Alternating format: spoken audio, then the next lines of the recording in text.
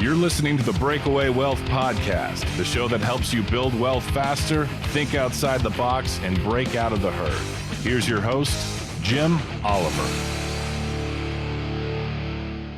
Welcome back, Breakaway Wealth. I'm your host, Jim Oliver, and with me today are Palmy and Nancy Kitti. Welcome, guys. Thank you so much for having us, Jim. Hello. I'm really excited to have you guys on here because, first of all, you guys are sisters, and I've been looking at your site, and I don't want to give away what questions I'm going to ask quite yet, but why don't you guys, before we get started, introduce yourselves and tell us a little bit about you guys. Yeah, so we're Palmy and Nancy, the Kitti sister. We're apartment syndicator, entrepreneurs, and educator with big dreams and a $300 million apartment portfolio. We teach real estate entrepreneurs how to raise more money for their real estate deals and help our passive investor grow their wealth, secure financial security, and create a lasting legacy. Now, we didn't always have this business, the investors, the course, the books, the millions of dollars in real estate portfolio. As a matter of fact, just a few years ago, we were in the fashion industry, believing we were living in our dreams, like our dream lifestyle, right? But suddenly, like our biggest stores, our biggest clients shut down their stores, and just like that, plummet our income from millions to nearly zero overnight. We felt like we were left with no security, no plan, and no clue on what to do about our next step. But that was the best thing that ever happened to us, because that enter multifamily apartment investing. When we enter multifamily apartments, we quickly recognize that behind every successful apartment syndication business is this one skill: the ability to raise money and attract endless investor. Without the skills, your business will fall behind competitors, struggle to achieve sustainable growth, and of course, miss out on great deals. Love that.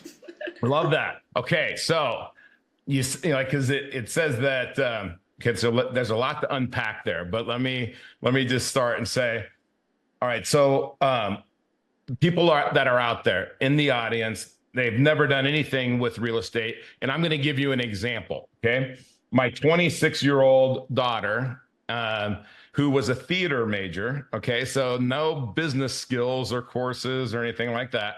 She's living in a duplex in Minneapolis. And she says, hey, this guy's selling this duplex. You think I should try to buy it? Can you help me try to buy it? I said, sure.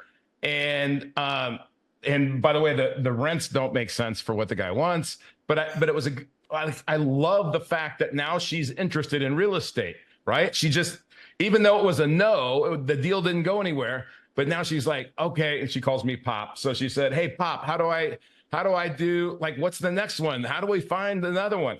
And so tell me, like, how you guys, I mean, like, did you have anybody that was in real estate? Did you have a mentor?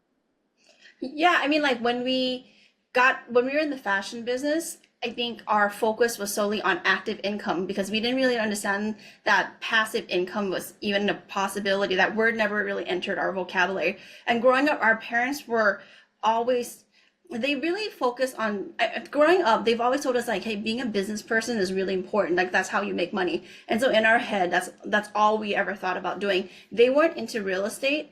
In fact, we didn't really tell them that we were going to do apartment investing until we actually we started buying a couple of deals. Just because, I don't know if you've ever experienced this, was like, you don't want, while your family may have the best interest in mind, but they have their opinion on what you should be doing and what you shouldn't. And so sometimes you just don't want any like outside noise that's distracting you. So we didn't have anyone that we can count on. We got started in multifamily first as passive investors. And once we realized, wow, this stuff actually, like passive investing is great and we still do it, but if you get on the active side, you're going to make way more money. And so we're like, oh, okay, this is a great transition once we lost our other business. Yeah, so, and we realized that to go big, it doesn't necessarily take our own money. It takes money to make money, but it doesn't have to be our own money. And that's why we focus on just raising the capital and then do a little like investor relation, because we understand that without money, there's no deals. Yeah, you know, you guys said a lot of cool things. So let's just talk about this idea of what I like to say is freedom. When somebody asks me what I do, I sometimes say I free slaves. And they laugh and they think, you know, on the golf course or something. But I'm being serious. And I know you guys know what I mean. is whether you own your own business and you're working, you're an owner operator, or even if you just own it, it's you're exchanging time for money, right? And because the government is debasing our money by printing more, then that means they're stealing our time. And if we're exchanging time for money, and our lives on this earth until we graduate from here is measured in time, then they're stealing our lives, which is the very definition of slavery. So when I say I'm freeing slaves, so that mindset, how do you talk to somebody about getting them to visualize, and they say, well, what I'm trying to do is save for retirement, and I'm trying to do, and how do you change their mindset when you're talking to them?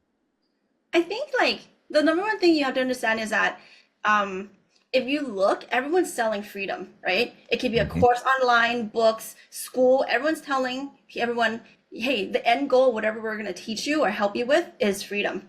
So we understand that's the basic desire of 100% of the human beings on this earth.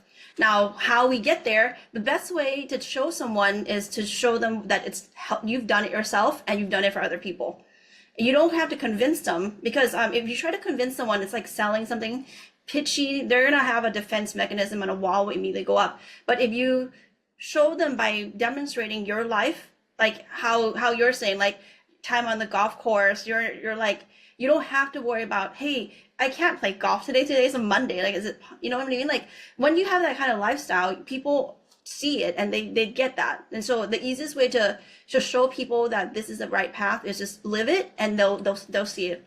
Yes, and fortunately for us, the type of real estate we do is really easy for people to understand how we, raise money, find a deal, and make profit for them. So it's not something where, like you're doing other business, like maybe car wash, or, like those business that some people may not be accustomed to how they make money. But when you do real estate that has been historically known to make a lot of money for people, they're like, okay, I just want a piece of that. Like, how do I get started?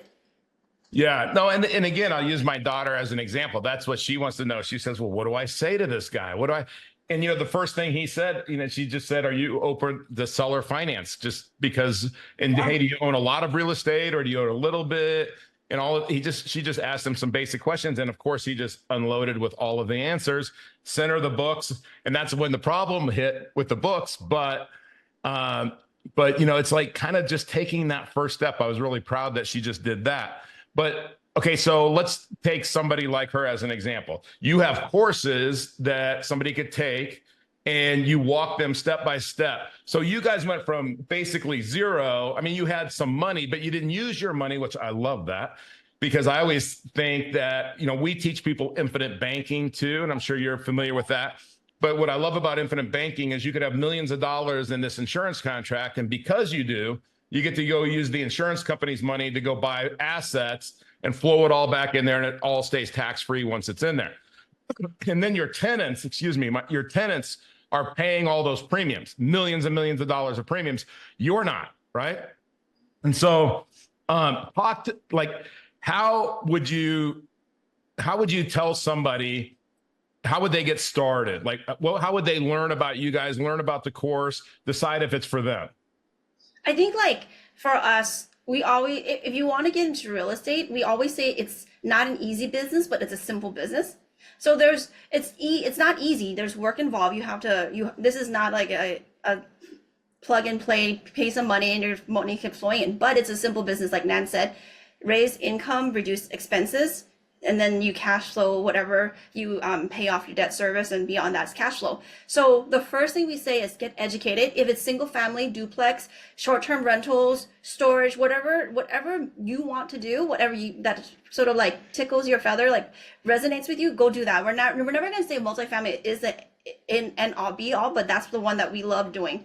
So for us, number one is get educated in the general sense of what apartment is. I'm not saying to go dive deep in everything, because it will take you forever. What we realize is that in multifamily specifically, there's 5 major buckets that any person needs to fit into. And so you can partner with the people that have the skill sets that you don't have. So for instance, it's sourcing the deal, having relationships with the brokers, raising the money, being the math person to model, do the financial analysis, underwriting, and then being the balance sheet person, because we're buying large scale multifamily. multifamily. So just understand that on some high level, not deep dive, and then focus. For us, the easiest one to do is the capital raising one, because you don't have to know the nuances of the submarket. You don't have to already have years of experience with a broker, have already transacted with them. You don't have to have 10, 15, $20 million balance sheet to buy these deals. The one skill that you can do, come in as a smaller play at the beginning, is capital raising. Now, I want to say that capital raising itself, you can't just do that. You do Security Exchange Commission regulations. You also have to do some other functions, but it doesn't have to be the most critical or the largest role. Play some role, investor relations, review data, visit the board, be on the calls with the asset managers, all that good stuff. So get educated, and then pick what you want to do. For us, we pick capital raising and get started. Get started. Yeah, go find the deal, find the money. For you, go find the money. Always find the money. Yeah, no, I love that. What do you say to people? You know, this is so funny. When I talk to people about real estate, they go, oh, well, this is a really bad time. You know, interest rates are so high. You know, you can't really find any good deals. What do you say to people? I mean, by the way, I know that there are people that get stuff done and there are people that make excuses. So like, what do you say to those people where they think this is just must be the worst time? By the way, it's always the worst time, right? You hit the nail. Basically, real estate is, you can buy real estate in any cycle, especially right now, even if it's a high interest rate. The best thing about its high interest rate is because we know it's high interest rate. So the cost of money is nothing compared to if we already account for it, right, Palm? So basically, right now, multifamily, and not every real estate in every market, but let's say multifamily in general, maybe the price is 20 to 30% down from the peak in 2022. Not because of the fundamentals. Yep. The people are still living in the apartments, they're still paying rent, operations is still going strong. But Jim, like you said, it's the interest rate component. So if you're going into the market today, sellers understand that you can't pay the price that you would have paid in 2022. What that means is that you're getting a price you're buying at the bottom, and we know real estate will go up in value in the right market, period. So therefore, it's the only asset class that grows along inflation. So in a couple years, right. You're buying, this is the beauty of it, you're buying based on the worst case scenario. Once interest rate starts dropping, once cap rate starts dropping, that same property will be worth 2 to 3 times more than what you purchased today. So if you ever wanted to know when to get into real estate, right now is the time. Mark my word, fast forward 5 years, you come back and watch this podcast and you're going to know that we are right. Now, you know, I love what you just said there, because, you know, you're right about the pricing. I see the prices. I'm in Southwest Florida. Where are you guys at? LA. LA. That's where I grew up in LA. I grew up in Inglewood. Oh my gosh. But we buy in the Sun Belt. We don't buy here. Yeah. I know, by the way, totally. That's another thing that I love is I bought properties in Colorado when it was time to, not now, but Yes. bought properties in Tennessee. I never saw them, right? I never actually saw the properties. I never did anything. I mean, and so that's what I love about real estate too, is I never did anything. And I more than doubled my money. I did buy down here in Southwest Florida in 2009 to 2011. And then I made a mistake. I doubled my money and I got out, and the cash flow would be just stupid right now because those things would have done so well. I killed the goose that was laying the golden eggs, but you know, we all make mistakes, and I doubled my money. But I you know, what I see down here is prices are going down because of just what you said. And talk about this, because sometimes people think when you're buying multifamily real estate, the owner of the real estate says, hey, I think this is worth this. And you as the buyer says, hey, I think this is worth this. That's not the way it works. That's the way it works on a residential house that you're going to live in, but it's not the way it works in multifamily. Talk about that. Actually, that's a really good point. I think you're the first host that's actually asked us that. So thank you for that. So the great thing is that these are income producing assets. And so the way the property is valued is based on how much income it produces compared to basically the prevailing market price of the prevailing market is willing to pay. In this case, it's called the capitalization rate or cap rate, which in layman's term means that if you bought this property without a loan, it's this cash deal, how much yield will it pay per year? So for instance, $100,000 property, $100,000 income and you bought a property that's $1 million, that means the cap rate is 10%. It's like the golf game, the lower the cap rate, the higher the valuation. So today, for instance, I'm gonna do the quick math just as we do this. So for instance, right now, let's say the cap rate is 6%, and for easy math, the NOI is $1 million. Okay, so right now, $1 million divided by 0.06, which is 6%, the property would be about 16.6 million. Okay, so today around 6 cap. Okay, so that same $1 million property, let's say the cap rate drops to 5.5, which is very, very doable. Now that property is worth 18.1 million, almost 18.2. So it's like 1.4. So it's like a small drop, and that correlates with the interest rate. And that's what Jim is saying. When we operate these properties, even in the time of high interest rates, the cool thing about multifamily is the valuation doesn't matter. There's only 3 times it matters in the cycle of one deal. When you buy the property, if you refinance, and when you sell. As long as the property is cash flowing, you have a really good debt on the property, you don't care what the interest rate is. Like we have a property that we bought last year. We bought it on a loan assumption, which means that we took over the seller's loan. And the interest rate at the time was like 7+ % in the commercial space. We have it at 3.49% fixed debt. And that's why we didn't. With 38 years of amortization. Yeah, it's a HUD loan. So it's like 38 years. So we don't care when everyone is stressing about, oh man, is interest rates going to go down? It's going to go up. We bought the property with a peace of mind of knowing that 3.49 for basically eternity. And we have the luxury of get it reduced. Yeah. So, there's a lot of people out there that have heard of subject to, right? And so assuming a loan, because people, and again, I'm going to ask this question. I'm trying to ask questions like I'm in the audience and I don't know very much about this. Can I do something like sub 2 in multifamily? So I think it's similar. Basically it's a loan assumption. We're literally, but literally we just took over their debt. So that they had that debt, they built that property in 2021. And so this is a HUD loan. So we just HUD loans are a little bit more complicated. You need a consultant. It took us about 6 months, but they knew that, the seller. So, basically we transferred the ownership of the loan. The borrower, instead of the seller, it became us. And so they get eliminated. So I'm not sure if subject to, they still are like sort of like intertwined with the loan itself, but for us, they're out of the picture. And now which is safer, right? Because with sub 2, when you take over somebody's, like what you would do in sub 2, and this is just a very general description, is maybe somebody has a house, let's say it's $400,000, it's in foreclosure, but it hasn't been foreclosed on. And they're trying to, but they couldn't sell it at 400,000. You come in, you buy the house, 400 grand. They have $400,000 loan. They would have had to come to the table with $30,000 or $40,000 of closing costs, but they don't have to come to the table with anything. But you're not going to give them any money. You're just going to pay their payments. But the bank could call the note, but you don't have any money in it. But I like the loan assumption thing because one is I like multifamily because the way that I look at it too, and maybe you guys could talk about this, is if you had one property and the people move out, you gotta, then you gotta find somebody to rent there. If you have 100 properties and somebody moves out, it's like, hey, that's just part of the game, right? And it's an opportunity because you're gonna maybe do some improvements and increase the rent by 20 or 30% or whatever, which increases the value of your property.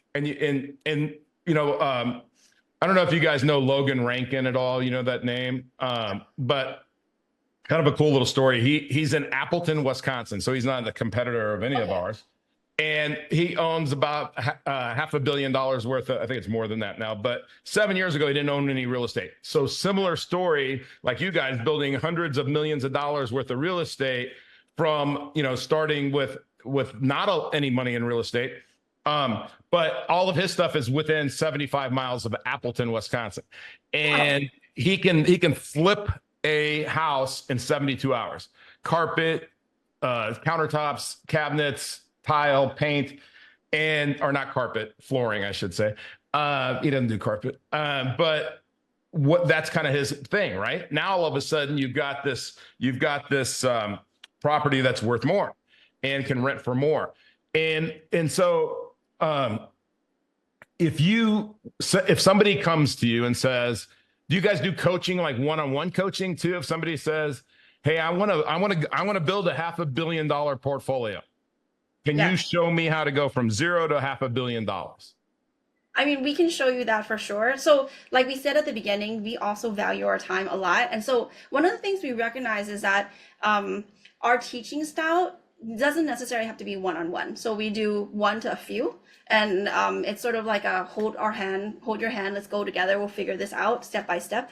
It's not as complicated as needing a one-on-one coaching, but definitely it's a scenario where we love to help people come in this game knowing that like they may be brand new, but like this is the right track for them. So we definitely have a program that helps teach people how to raise millions of dollars and make millions of dollars per deal too. You know what's funny is you guys are similar to how I operate. I would never coach anybody one-on-one. My time's just too valuable. Like you said, I mean, there's not, I remember one time Tony Robbins, I think it was like $1 million to sit down with him for like an hour or something. Right. Yeah. And I think it would have to be some big number to do it. And I wouldn't want to do it like every week or every month or whatever, because here's the other thing. And you guys tell me if you experience this, is the people that are going to do it, they don't need that, right? Yes. All you have to do is, I don't believe you can motivate anybody. All you can do is create an atmosphere to where they motivate themselves. So you say, here's how you do this. Now you got to do it. One of my favorite analogies is this. Let's say we were going to go climb Mount Everest, right? Hey, we're going to have the best boots, the goggles, the jackets. We're going to have the best gear there is. But I'm not going to spare any expense because I'm going to find the best Sherpa on this earth that's been up and down that mountain safely more than anybody else. So once I find that person, I still have to put in the effort. I still got to go up the mountain. But as long as I have them telling me, hey, stop, wait a minute, we're not going to go yet, we're going to wait till tomorrow, that's what I need from the Sherpa, right? And it sounds like that's what you guys provide. Yeah, and you know what's coincidentally, we actually hiked Everest Base Camp last year, about basically May of last year. So we totally understand what you're saying. We hired the best person, and that's exactly the point. What we did was we did the work. We still had to walk the whole time, but he told us, okay, stop here. When to drink, when to eat, when to rest, how to add more water. This is how much sleep you have. Hey, you're walking too fast. You're walking too slow. Every single, basically, like any major thing that will set up to fail, they make sure to tell us, don't do this. The gear, they lent us gears. Here's your sleeping bag. Here's a jacket. Here's gloves, because they knew exactly. You need a person to guide you. You don't need someone to put you on their backs and do this thing for you. That doesn't work, because even if I can do that for you, I can carry you on my back all the way to Everest Base Camp. You didn't actually achieve anything. And that would just be a one-time thing. Yeah, right? and then how do you know to do this again? So yeah, we have students who are, we were just talking about this one, like they're so self-motivating that they took our course, they asked us questions, they studied even more, and they come back with really amazing questions because they understand the value. If you expect us to do all the work and you do none of the work, no program would ever work. Right. I totally agree with you. And I've seen a lot of coaching things, and I've seen a lot of people, and sometimes people come on this show and they say, well, I'm a syndicator now, but I started in fix and flip. And I'm like, why would anybody do that? And because that just sounds like so much work to me and I'm not handy. So it's just not something that I would ever want to do. But figuring out, if we look at the tsunamis that are coming in this country, is we need affordable housing, right? Yeah. So affordable housing and assisted living. Yeah. I don't want to do anything in assisted living. That sounds, I'm in Florida, but it's just, that's a tough market, man. And so multifamily will always be there. Every billionaire in California, not every billionaire, but is real estate. I mean, right? I mean, I know people that own thousands of units in LA and they have had them forever, and that are making so much money, and people don't realize how much money you can have out there and what your tax burden is, and they don't understand cost segregation. And you guys have on your website, and just one of your basic free things is, I think it's 3 different ways to save taxes or reduce your taxes. And so I noticed one thing I really like is you guys give away a lot of free information. And so somebody can go to your website, thekittysisters.com, and they can get a lot. You're going to get to know these guys and see if they're right for you, because I love people that have done it. That's when I talk about infinite banking, I say, well, look, I've bought more than 30 companies using my infinite banking policies. And so I know how to do it, and I can show you how to do it. I'm not going to go do it for you, like you say, but I can show you how to do it. And I've had people do that. I had this couple in Iowa, right? In Sioux City, Iowa. And she was a dentist. He was a business owner. But they had like 3 or 4 kids, and they weren't in the kids' lives as much. She didn't really want to be a dentist anymore. And he said, well, what do I do? And he got into multifamily real estate. And in 5 years, they both quit their jobs, right? Mm-hmm. And maybe it was less than 5 years, but I know 5 years later now, they have more money than they ever had coming in. They go on way more vacations. And so I love what you guys are doing and teaching people. I love what your parents said to you is be in business. Because I think, again, growing up in Inglewood, and I was like the only white kid on my football team. So I need to know that story a little bit too. Yeah. And so what's funny is I would always say in those communities, you got to own your community. But there's all these other people that own the grocery store, the liquor store, all this stuff. You got to own it, right? But when you own it, you either have to find really good people and overpay them to run it for you, or you can learn to buy assets and let those assets produce income, passive income for you, not your time. And that's a paradigm shift for people. Yep. So how did you guys get that paradigm? What did your parents say once you said, well, go all the way back to the beginning. What did your parents say when you said, hey, guess what? This is what we're doing? I think they were a bit shocked because the scale is really massive. And so when our first apartment that we bought was a 76 unit apartment. It was $6.9 million. Like and our latest one, like the one we just bought with the loan assumption, that was a $77 million purchase. So the scope and scale, I think it's still kind of sort of like beyond their comprehension, because that's like, they're small business owners. They made good money, but it wasn't in like the hundreds of billions. So it's a little bit hard for them to comprehend. But what we've shared, like even with what you asked us, like we don't have to tell them much. They can just see from how we live our life now.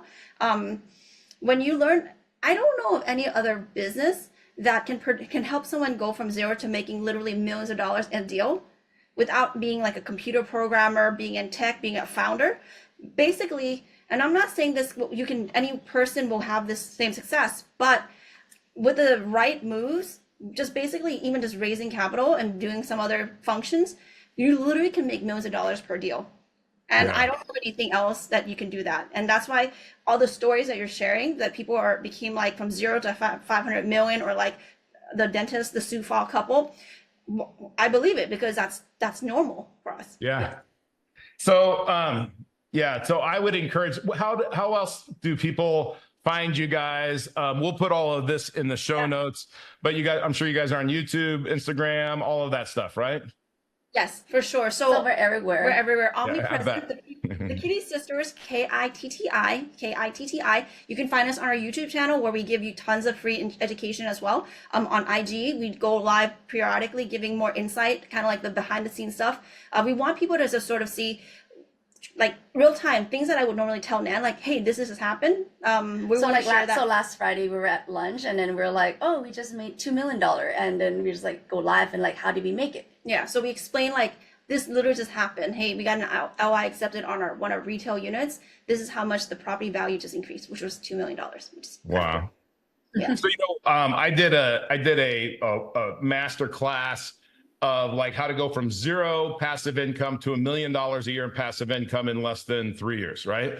And when I started to figure it out, it was so much mindset. It was like, you got to get ready for this. Like you can't, I could give you all the mechanics of how to do it, but if you don't believe that that'll work, or it's like changing your paradigm and changing your mindset. And I love that what this abundant mindset that you guys have, because people talk about it, but like you said, sometimes they don't live it. So let me ask you a question. I've got 2 questions as we kind of wrap up, and I really want everybody to go to your website and go to your Instagram and your YouTube channel. I'm going to tell my 26-year-old, okay, you want to get into real estate? I want you to watch these sisters videos, and then you come back and tell me what you learned. So, because you're never a prophet in your own land, so I need somebody else to help her along the way, right? And so along your path, somebody had to give you some great advice, and you guys can answer this separately or together, either way. But what's the best advice somebody's ever given you? So this one it got reiterated to me yesterday. We are people. We are what we do for a living. We're helping fulfill someone else's dreams. Investors, whatever their dream, the impact they want to make. So we're really fulfilling their passion, but at the same time, we need to make sure that we are also fulfilled. So it has to be a balanced act. We can't give all of us without refilling our own energy and our own resources. So as you guys are getting on this journey, whether it's with your own family, with your clients, or anyone else, make sure that you're not only just helping them build their dream, but that you're also in doing so, you're also continue to replenish your own well, so that you're not dried up and like burn out from this, that you're able to continuously improve and give more. Yes, and then my one of the best advice I ever got was that to plant, like the best time to plant a seed was 20 years ago, and the second best time is now. So for those of you who are on the sideline who's still thinking, is real estate is the thing for you? Well, we're not expecting you to go dive in, like, do like odd ones, like give it your all, like at the beginning. Maybe start dabbling, start like, educating yourself, starting surrounding yourself with the people who have the mindset, who have that abundance heart, and then start like, hanging out with them so that you can get, to that space where, where you start having that abundance mindset and also growth mindset like them. I love that. I love what you just said about finding somebody to mentor you. And that's what you guys are doing, is you're providing courses in a framework. And you know what? It's kind of like building muscle. You can't just go build muscle and, hey, I worked out really hard, because you know what happens when you work out really hard? Then you're really sore, and then you don't want to go back to the gym, or you can't go back to the gym. But if you just make incremental progress, pretty soon you're like, they'll be commenting like, hey, like you're in really good shape. And you think, wow, okay. And so you get there and you have these gains and plateaus and gains and plateaus. And it's just a journey, and you got to enjoy the journey. And Mike Tyson talks about, you got to enjoy the things that are hard, right? And I've learned so much more in my failures in business than I have my successes. And so you learn from that, and it is what it is. But I love the advice. That's great advice. We're going to put that in the show notes too. All right. Last question is, if God came down from heaven and only allowed you to retain the knowledge from one book that you've read, what would that book be? Real estate classic, Rich Dad Poor Dad. Yes. Love it. You know what? I am amazed at how many people have not read that book. I kind of assume everybody's read that book. It should be a hard reading. Yeah. I tell people this, my big vision is this, is if we had a community that I tell people, I could give you 20 books for your kids to read, and they never stepped into a college classroom, they would be way better off. They would make more money. They'd be more free than any four-year degree could ever provide. And maybe it's not even 20 books, it could maybe be 3. But the other thing is that when you talk about reading, did you guys just like read everything that you could read on real estate when you were getting started? Yeah. So I'm embarrassed to say this, when we finished college, we stopped our education. So we were, in the fashion business. So we didn't think we thought we made it. We thought like, this is the end of the road. You finish school. Why are you studying like nonfiction books?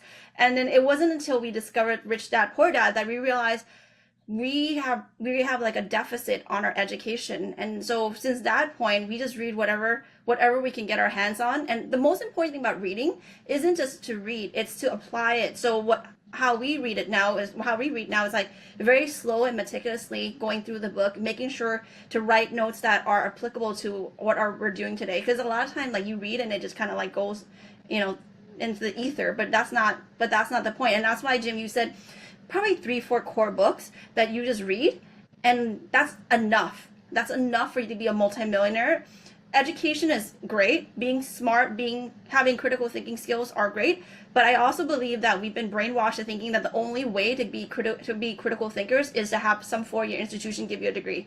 We went to college. We're not saying it's wrong, but it's not right for everyone. So don't think that it's if that's not what you want to do. If you're not trying to be a lawyer or have a specialty that requires like very deep education, being a doctor or like something like that, don't feel like you have to force that. Yeah, I totally agree. It's funny when you talk about how you read, and I love the notes. Somebody this advice I got from a janitor. Okay.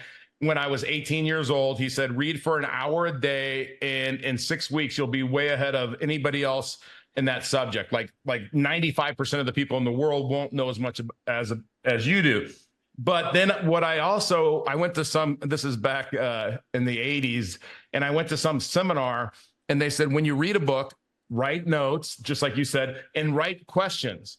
And then what I said is, what am I going to do with these questions? So I started sending them by snail mail back then to the author. Wow. And I would get a note back. Now we have a relationship, right? Now you're a mentor. You're giving me advice. But what I do now, and I did this with the great book, The Go-Giver, is I read The Go-Giver, and in school, I was a horrible reader. I was slow, and I didn't retain. But as soon as I started writing the questions, now I'm retaining the knowledge. It was just something the way that my brain worked. But when I would ask the questions, and I sent this to Bob Berg, one of the authors of The Go-Giver, he responded with these answers. And then I asked a couple other questions, and then I had him on the podcast, and it was like, wow, nowadays you just email them those questions and people respond. Yes. And so then Nelson Nash wrote this book, Becoming Your Own Banker, Unlocking the Infinite Banking Concept. So it's the best book. It's 92 pages. But what I did is, I know that book so well, I've read it hundreds of times. And then I've asked Nelson when he was alive, he passed away in 2019, is I asked him all of these questions. So I did a course I would have people read the book, and then I explained every single page in the book to them. And so when you can do it like that, then it's like that book becomes something so much bigger than 92 pages could ever hold. Just like Rich Dad, Poor Dad. Because again, if somebody out in the audience has not read Rich Dad, Poor Dad, drop what you're doing, go get that book and read it. So, well, first of all, I want to thank you guys for being on here. And I really look forward I could probably sit here and ask you questions for 2 hours, but I want to be respectful of your time, and hope that you can do some stuff with us in the Create Tailwind community, maybe post some of your courses or, some of the basic stuff to get people to understand how they can work with you and how you can guide them up that mountain and back down safely again. And I really love your mindset, because when I got out of school, it was work for 20, 30, 40 years, build up this nest egg, then live off it for the rest of your life and hope you don't run out of money. I hope younger people are not buying that anymore. So anyway, all right. Thank you guys for being on. It was awesome to talk to you. And we're going to wrap this up, audience, like we always do, with the incredible words of Earl Nightingale and The Strangest Secret. So take it away, Earl. Here's the key to success and the key to failure. We become what we think about. Now let me say that again. We become what we think about. Thanks for listening to the Breakaway Wealth Podcast. Be sure to subscribe to this show wherever you're listening so you never miss an episode. If you want to start increasing your wealth building ability right now, go to community.createtailwind.com to join our free online community and get access to free, in-depth training designed to help you build real, lasting wealth. See you next week.